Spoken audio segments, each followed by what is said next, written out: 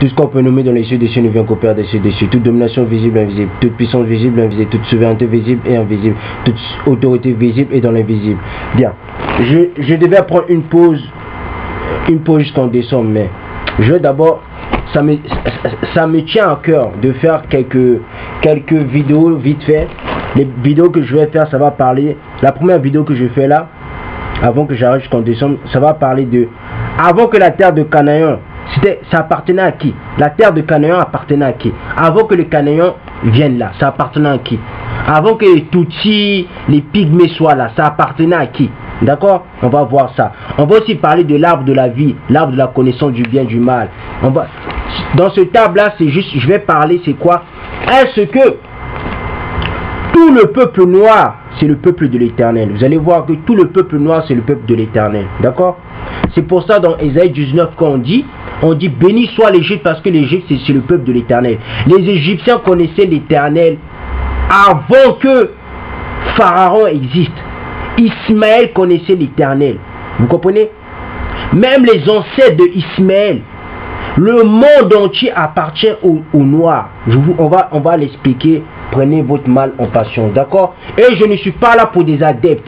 Votre histoire de femme, vos histoires de n'importe quoi, vous les gardez pour vous, d'accord? Moi, je ne suis pas là pour les femmes. Je suis là pour vous dire la vérité. Parce que, apparemment, il y a maintenant plein de gens, quand on commence à dire la vérité, c'est devenu maintenant question de femmes, d'accord? Bien. Je vais prendre maintenant chapitre 7, d'accord? Chapitre 7, 26. Et il se réjouit du... bon, je vais prendre... Bon, je vais quand même prendre... je vais prendre d'abord le 26, le premier 26. Je vais prendre le deuxième 26 parce qu'il y a 3 26. Mais je vais quand même prendre le premier 26. Hein? Et il se réjouit et but de ce vin, lui et ses enfants avec joie. Le vin, c'est quoi? Je vais faire une vidéo qui va vous parler de c'est quoi la nudité, d'accord? Le vin là, ça représente quelque chose d'autre, d'accord? Ça représente... l'esprit, d'accord? On va voir ça, ne vous inquiétez pas. Et il faisait nuit quand il alla dans sa tente, et étant saoul, il s'allongeait, il s'endormait, et s'était découvert dans sa tente lorsqu'il dormait. Et Ham vit Noah, son père, nu, et sortit le dire à ses 2 frères dehors. Et Shem prit son habit et se leva, lui et Japheth. Et ils placèrent l'habit sur leur épaule et marchèrent à reculons et couvrirent la nudité de leur père. Leur visage était détourné. Et Noah se réveilla de son sommeil et apprit tout ce que son plus jeune fils lui avait fait et maudit son fils et dit: maudit soit Canaan, il sera un serviteur esclave de ses frères. Donc vous comprenez, les Tutsis, je répète, tous les Tutsis, tous les Pygmées, ce sont nos serviteurs. D'accord? Ceux qui ne vont pas aimer ça, ça ne tient qu'à vous. D'accord? Moi, je ne suis pas une femme, je ne suis pas la sagesse.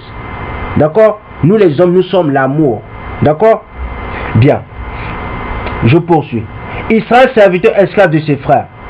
Et il bénit Shem et dit: béni soit le Seigneur Nzambi de Shem. Et Canaan sera son serviteur. Donc, vous comprenez? Les Tutsis, ce sont nos serviteurs. Ils sont là pour nous servir. Vous allez comprendre. Vous allez comprendre que tout ce que je dis, ce n'est pas de la magie. D'accord? Quand je dis des choses que je dis, si je vous dis des choses, vous allez me prendre que c'est la sorte. C'est vrai, parce que j'ai des livres, j'ai plein de livres. J'ai 90% des livres de la Kabbale, j'ai d'autres livres. J'ai d'autres livres de connaissances. Donc, si je connais beaucoup de choses que vous, ce n'est pas de la magie, d'accord? Si je dis dans plusieurs vidéos, oui, parce qu'il y a des choses que je ne peux pas vous dire, parce que vous allez me dire que je suis un magicien, parce qu'il y a des choses que je ne vais pas vous le dire, d'accord? Parce que ce sont des choses qui n'ont rien à voir avec la Bible. Ce sont des choses en plus qui n'ont rien à voir même avec votre connaissance à vous, d'accord? Moi, qu'est-ce que j'ai fait? J'ai travaillé beaucoup pour avoir ces connaissances. J'ai beaucoup recherché. Je vais vous dire les connaissances qui sont nécessaires pour votre spiritualité. Mais il y a des connaissances qui ne sont pas nécessaires pour votre spiritualité, c'est logique. Donc, vous comprenez? Donc, je repars dans le livre de Jubilé, je vais le terminer, cette partie 26. Qui dit: et béni Shem et dit: béni soit le Seigneur Nzambi de Shem. Et Canaan sera son serviteur. Nzambi élargira Japheth et Nzambi habitera dans l'habitation de Shem. Et Canaan sera son serviteur. Ces 3 personnes-là, ce sont tous des Noirs. Écoutez-moi bien. Japheth, ce sont des Noirs. Les vrais Ashkénazes, ils se trouvent où ils se trouvent en Russie, partout là-bas. hein, dans leur territoire, c'est tous des noirs. Eux qui se disent même Askénazes, ce ne sont pas des Askénazes. Les vrais Askénazes sont noirs. Ils existent bel et bien là, d'accord? Ils existent tous là-bas. Où se trouve, je ne sais pas là, de l'autre côté de l'Asie. Il y a des Yafétis qui sont là-bas, d'accord? Bien, je poursuis. Donc, Shem, il est noir. Yafet, il est noir. Et quoi encore? Cam, ils sont noirs. On va voir ça. Je poursuis. Je poursuis avec livre Jubilé chapitre 7, 26. C'est la deuxième partie du chapitre 26. Parce qu'il y a 3 parties de 26, d'accord? Et il construisit pour lui une ville et appela son nom d'après celui de sa femme, Néelatamok. Et il a fait, donc vous comprenez, donc, écoutez-moi bien, pourquoi on arrive à bien se comprendre. Chaque ville que nos ancêtres avant, ils construisaient, c'était au nom de leur femme. C'est comme la Jérusalem qui arrive. C'est avec le nom de la femme de Christ. Vous allez me dire, Christ a une femme. Bien sûr que Christ a une femme. Parce que la Jérusalem, c'est son épouse. D'accord? La sagesse, c'est son épouse. Dieu, Christ représente l'amour. Quand tu vois Christ, tu vois l'amour. Tous les bantous mâles, tous les bantous garçons représentent l'amour. Quand tu vois une femme bantou, elle représente la sagesse automatiquement. D'accord? Vous qui dites que Christ n'a pas de... Bien sûr, Christ a une épouse. Mais Christ n'a jamais pénétré sa femme. Hein. La sagesse, c'est pas une pénétration. C'est un amour spirituel. Si c'est une réalité spirituelle. D'accord? Et moi, je vais pas vous le dire parce que moi, je ne suis pas un être. Je ne suis pas allé dans le monde spirituel. D'accord? Bien. D'accord? Donc là, l'histoire des villes qui sont construites avec les noms des femmes, ça existe depuis très longtemps. D'accord? Quand Christ dit que la Jérusalem c'est mon épouse, parce que la Jérusalem c'est l'esprit de la sagesse, c'est l'esprit de la sagesse qui ça. L'esprit, son épouse c'est l'esprit de la sagesse. Si vous ne savez pas ça, d'accord? Si ça vous dépasse l'esprit, si ce que je suis en train de vous dire ça vous dépasse, moi je ne suis pas là pour plaire aux gens, d'accord? Bien. Donc je repars en arrière. C'était comment? Il faut connaître l'origine avant de connaître sa destinée. Je répète, tous les Africains, leur Dieu, c'est Nzambi Ampaou. Je répète, les Égyptiens connaissaient Dieu. D'accord? Tous les Noirs connaissaient Dieu. Maintenant, dans votre religion, Allah, je ne sais pas quoi, ça, les vrais Noirs ne connaissaient pas ça. D'accord?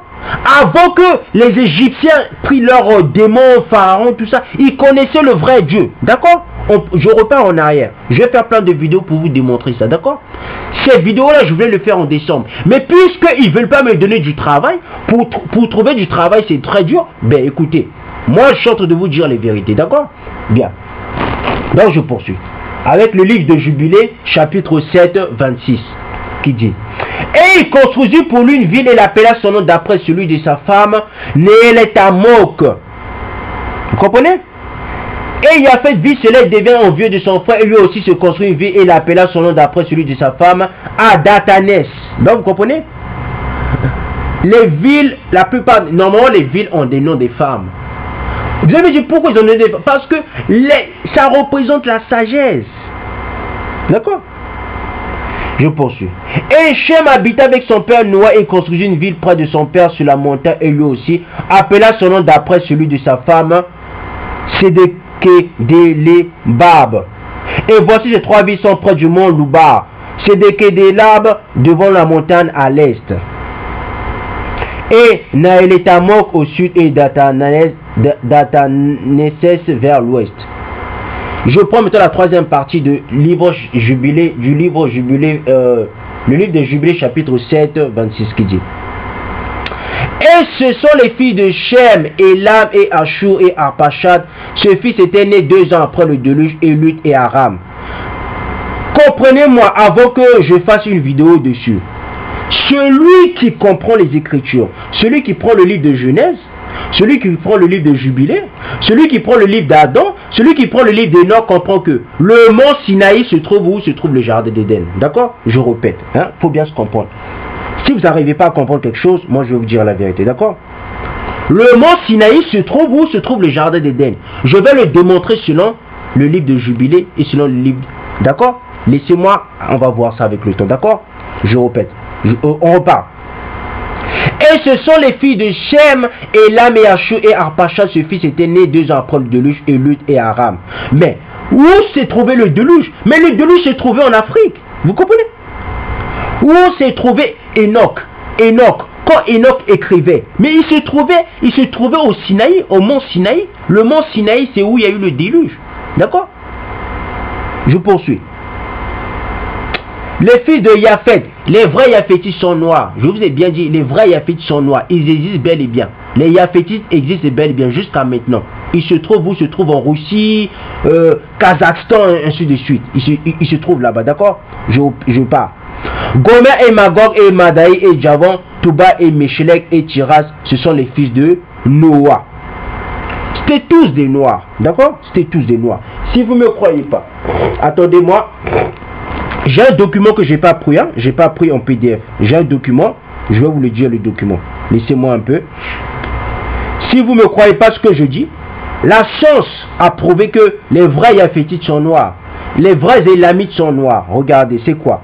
Allez-y sur Google, hein? Ne perdez pas votre temps à aller faire ça en PDF. Allez-y sur Google, tapez justement de la race qui précéda les Sémites en Chaldée et en Susiane. Prenez votre temps, prenez même 3 mois, lisez ça plein de fois 3 mois. Vous allez comprendre que les vrais Élamites sont noirs, que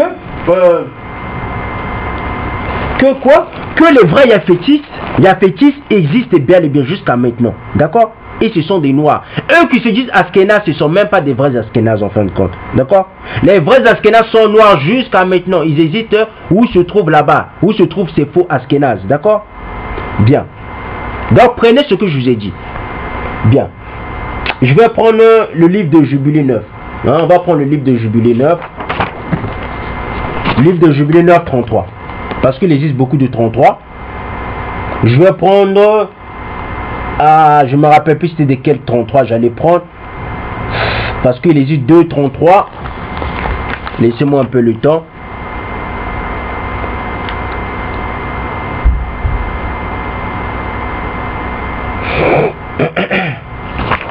Laissez-moi un peu le temps, on va voir ça.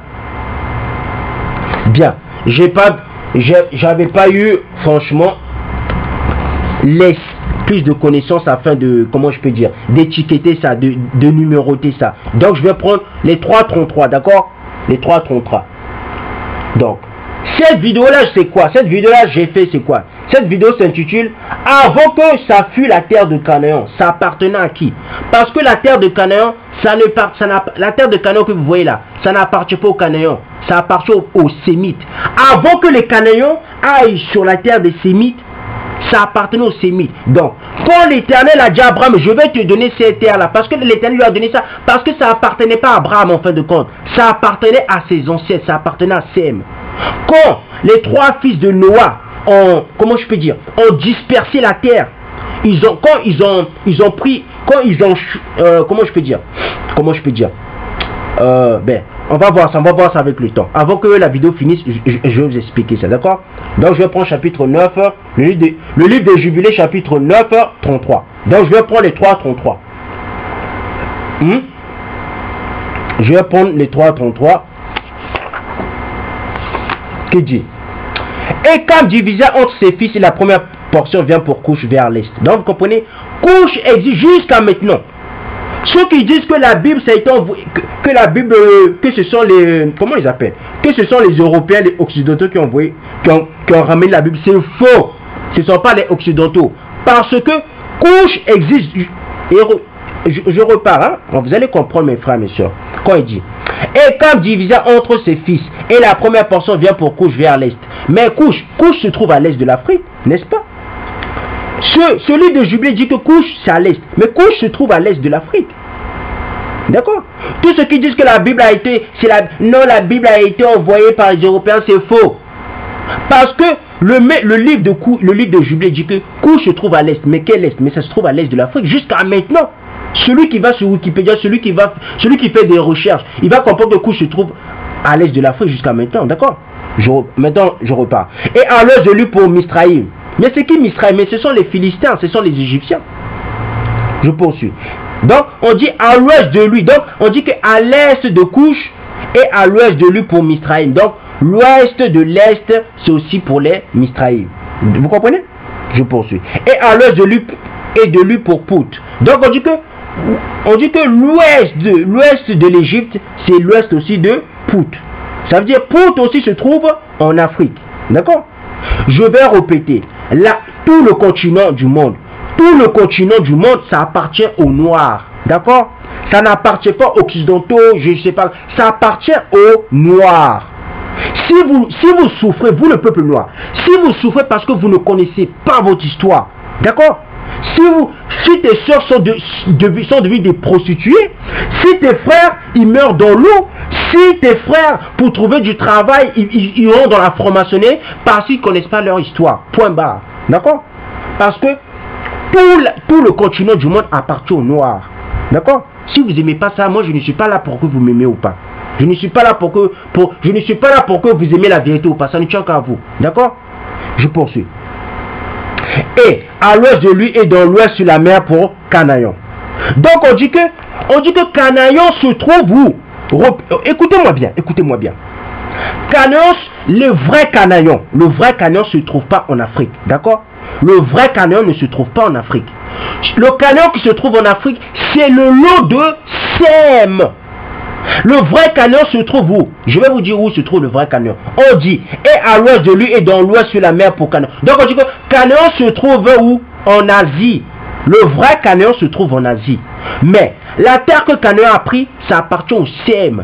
C'est vous les Bantous. Vous croyez que, vous qui dites la vérité sur YouTube, vous croyez que Canayon, vous croyez que Canayon ça appartient au Canayon? Bien sûr que non.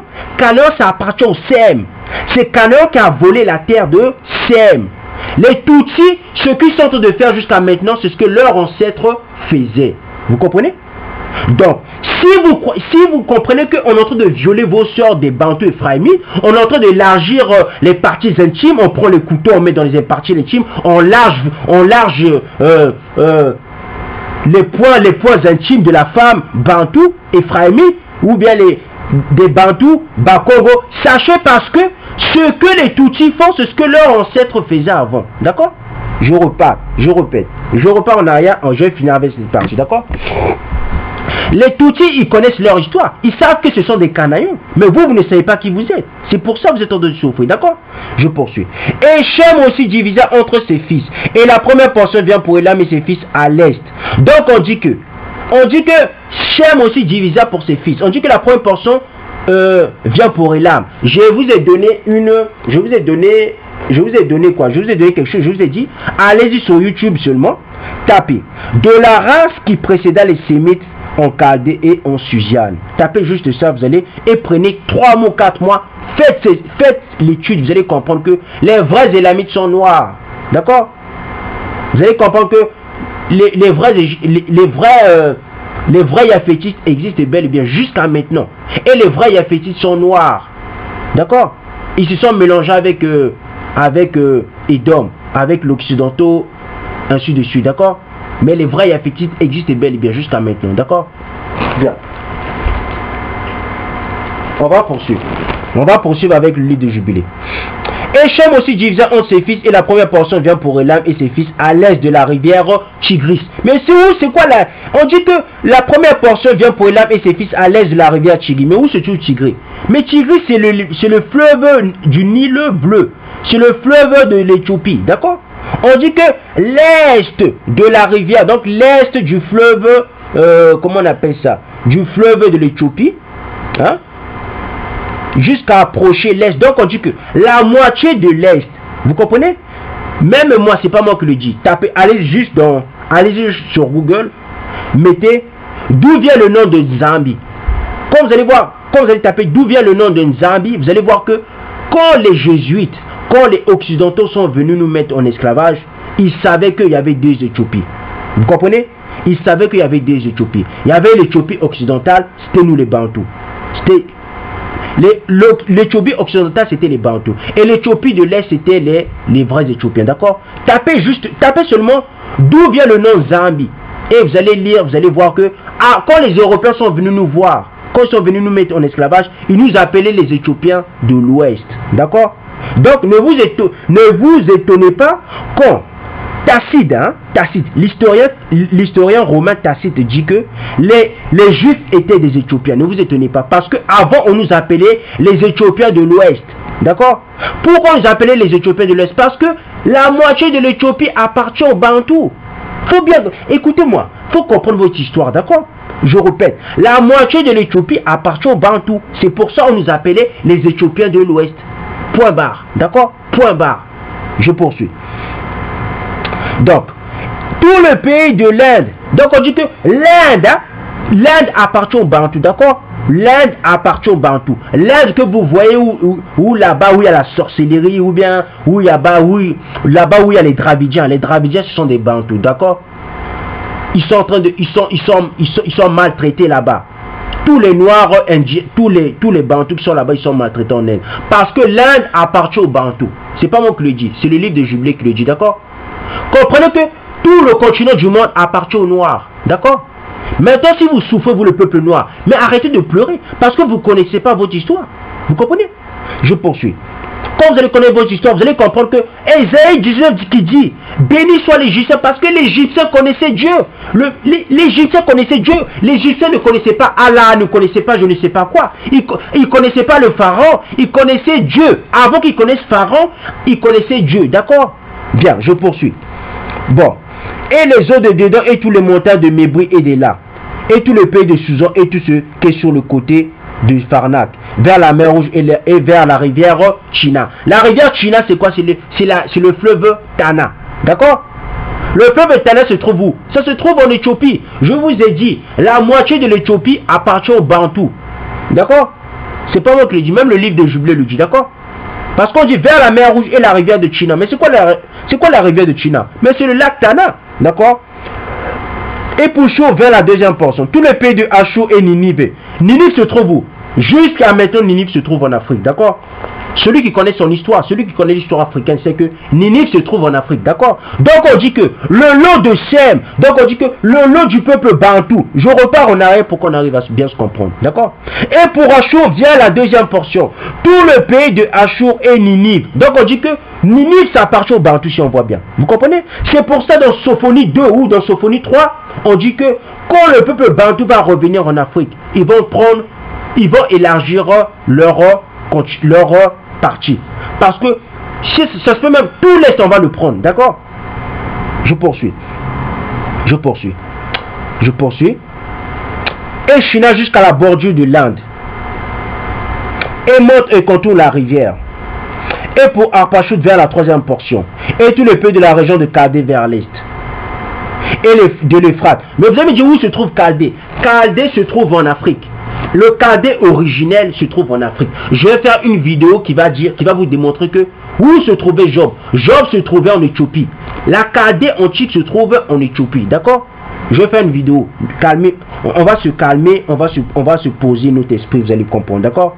Donc on dit que le lot de Shem est pour Arpachad vers la troisième portion. Donc on dit que quand Shem a donné la troisième portion, il a donné ça à Arpachad. Et la troisième portion d'Arpachad, de son troisième fils, c'était quoi? Et pour Arpachad vers la troisième portion. Tout le pays de la région de Chaldée. D'accord? Donc, c'est où se trouve Chaldée? Mais Chaldée se trouve en Éthiopie, d'accord? La Chaldée vers l'est et de l'Euphrate. Donc, vous voyez? Donc, on dit que la Chaldée vers l'est de l'Euphrate, bordant la mer Rouge, et toutes les eaux du désert proches de la péninsule de la mer qui regardent vers l'Égypte. Bien. Tout le pays du Liban, Sanir et Amana jusqu'au bord de l'Euphrate.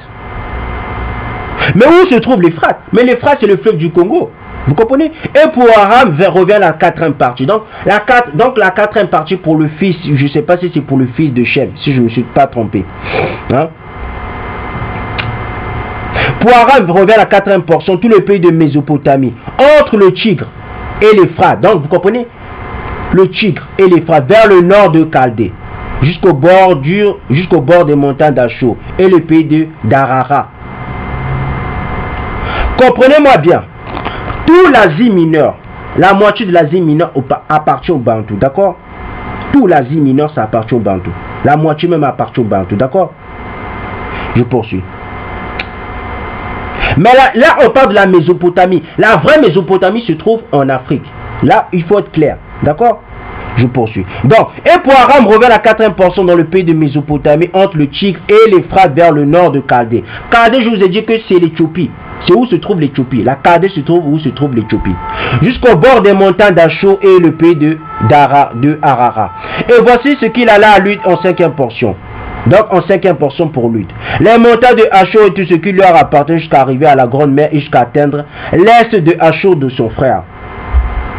Et Yapheth divisa aussi le pays de son héritage en ses fils. Je vous ai dit que Yapheth c'était un noir. Les vrais Yaphétites, ce ne sont pas eux qui se disent juifs, c'est faux. Les vrais Yaphétites sont noirs. Eux qui se disent Askénazes, ce ne sont pas des Askénazes en fin de compte. Ce sont des usurpateurs, ce sont des enfants de démons. D'accord? Je vais pas dire je pèse mes mots, hein, je ne vais pas répéter ces mots-là, ces phrases-là, d'accord? Je ne vais pas répéter ça. Tout ce que je dis, c'est vrai. Je poursuis. Et Yapheth divisa aussi le pays de son héritage entre ses fils. Et la première portion alla à Gomère du côté nord. Donc, on dit que tout le nord, mais où se trouve le nord? Mais c'est l'Europe. L'Europe, d'accord? L'Europe. L'Europe appartient aux Yaphétites, si on voit bien, d'accord? Je poursuis. Et Yapheth divisa entre le pays de son héritage entre ses fils. Et la première portion alla à Gomère du côté nord. À l'est vers la rivière China. China se trouve où? China, c'est quoi? C'est le lac Tana. D'accord? Et au nord, il fut échu à Magog toutes les portions intérieures du nord jusqu'à arriver à la mer de Méad. Et pour Madaï allait la portion qui devait posséder à l'ouest de ses deux frères jusqu'aux îles. Et jusqu'au côté des îles. Et pour Yavon allait comme 4 portions chaque île et les îles qui sont vers le bord de Lud. Et à Toubal fut échu la 5e portion de la péninsule qui s'approche vers le bord de la portion de Lud à la 2e péninsule. Vers la région devant la 2e péninsule jusqu'à la 3e péninsule. Et pour Gadir et Attiras fut échu la 7e portion, 4 grandes îles au milieu de la mer qui atteignent la portion de Kam. Les îles de Kamaturi sortirent au lot pour les fils de Arpachut pour son héritage. Comprenez, je sais que c'est très dur. Comprenez que l'Europe et la moitié de l'Asie appartient au yaphétisme. D'accord? La Russie, ainsi de suite, tout ça, ça appartient au yaphétisme. D'accord? Et l'Asie, là, l'Asie où il y a les Arabies Saoudites, quoi encore, l'Iran, quoi encore, Israël, tout ça, les faux Israélites, ça appartient aux Bantous. D'accord? Vous comprenez bien? Je poursuis. Je vais prendre encore un autre passage de livre Jubilé 33, livre des Jubilés chapitre 9, 33, le dernier. Et voici les fils de Noah séparés entre leurs fils en présence de leur père Noah et Lélia par un serment engageant une malédiction sur chacun qui chercha à saisir la part qui ne lui a pas été échue dans son lot. Et dire tous, qu'il en soit ainsi pour eux-mêmes et leurs fils à toujours. Donc vous comprenez? Donc, avant que les Canaïens, ils viennent prendre la terre des Bantous, ça ne s'appelait pas la terre des Canaïens, d'accord? Avant que l'Éternel dise à Abraham, je te bénis Abraham, je te donne cette terre de Canaan, ça appartenait aux Bantous, d'accord? La terre de Canaan, ça appartenait aux Bantous.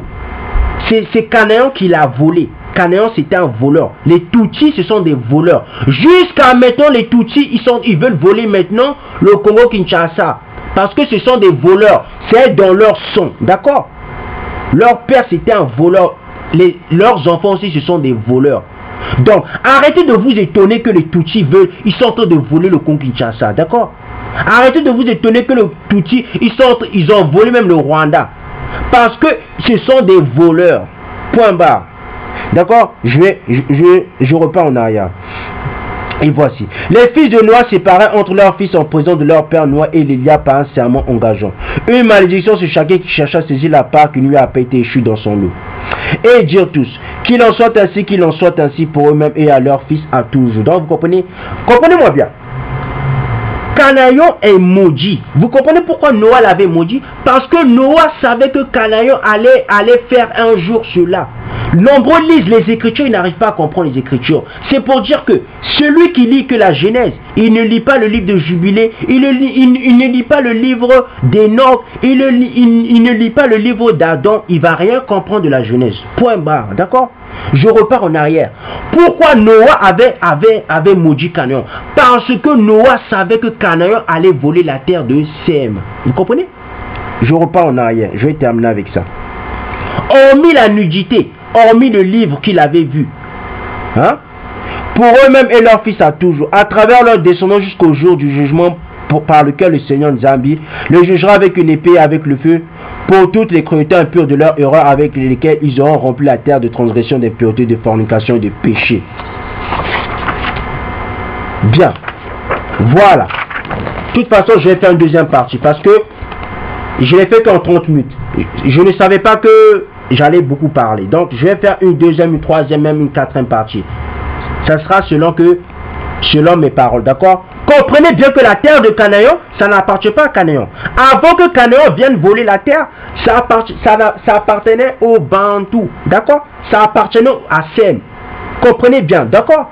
Donc, quand vous dites que c'est la terre de Canaan, c'est faux. Ce n'est pas la terre de Canaan, c'est la terre de Sem. Parce qu'avant que Canaan vienne voler cette terre, ça appartenait déjà à Sem. D'accord? L'Éternel a donné à Abraham cette terre parce que ça appartenait à les descendants d'Abraham. D'accord? Je vais prendre le chapitre 10, d'accord? On va prendre le chapitre 10. Laissez-moi prendre le chapitre 10, d'accord? Laissez-moi prendre le chapitre 10. Bon, j'aurai pas le temps. Mais ce que je voulais dire dans cette vidéo, les Égyptiens connaissaient le Dieu véritable. Ils connaissaient Nzambi. Tous les Noirs connaissaient